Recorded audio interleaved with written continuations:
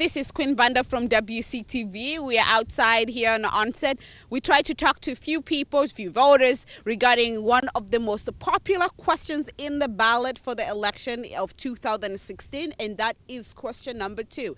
Question 2 asks for the state to raise its cap on charter schools up to 12 per year. Most of the people that we have spoken to did not want to be on camera, but they were very willingly to share their thoughts regarding question 2.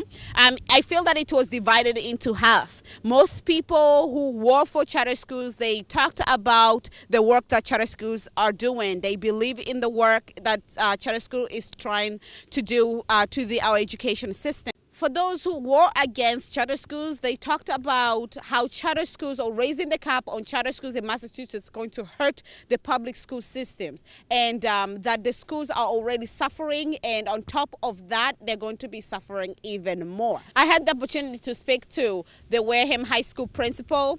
He was definitely against question 2, and he encouraged voters to go against question 2 as well, saying that charter schools are going to be hurting public system. In regards to question 2, as an administrator, I have concerns with the article. I feel that it's an unlevel playing field. There are rules that we need to follow as a public institution, and the same rules don't apply to charter schools. I think it's an unlevel field. They can hire teachers that aren't certified. We cannot. We have unions. They do not. They can be selective with students that they accept. We cannot. They can remove students and send them back to their sending school. We cannot.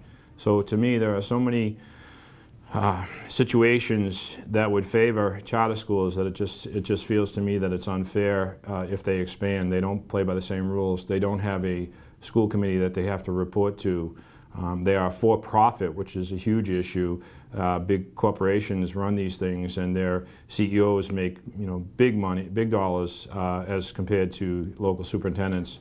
And so I just think it's a very unfair situation. Disappointed that the governor is supporting this so publicly. And obviously I'm biased as a public educator, but certainly hope that this article fails. I think the governor should be pushing to enhance the educational experiences for all students. Let's support the public schools with the job that they're trying to do. Let's put more money into the public schools. Let's put more programs into the public schools.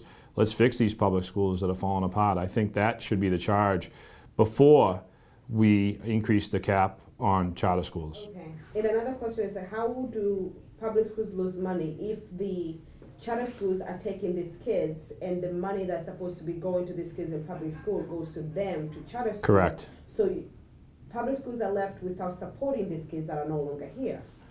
Correct, but you get to a point where when you only have so many kids, there's only so many programs you can run. When you lose that student as an enrolled student, you're not getting that Chapter 70 funding for that student.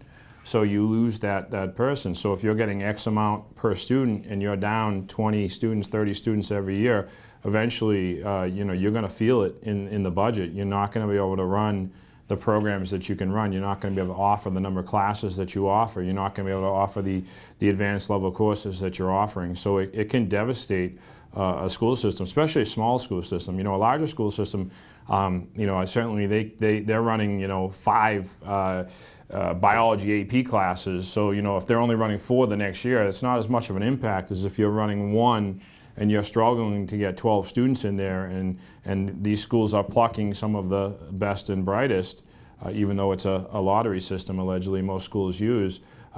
It's very difficult to maintain those advanced programs. That charter schools perform way better than regular public schools. What do you have to say about that? Well, I think they're hiring unqualified staff. They're not certified. If you look at the average age of a charter school teacher and the average experience they have, it's much lower than the professional staff that a public school would have. So that's one thing. If you can be selective in who you can choose, obviously you're going to have better clientele as well. And then if you can say, okay, withdraw or else, and then the student withdraws and goes back to the sending school, you can again make sure that you have only the best and brightest. So it's a very selective process, We see it on our end on a very small scale right now with some of the charter schools that are here. You know, all of a sudden the students knock on the door. I no longer want to go to this charter school, and then you start to dig pretty deeply and you realize, okay, why? There's a reason why they're being asked to leave. So it's very unfair. We don't have any place to send our kids that are not performing, not behaving.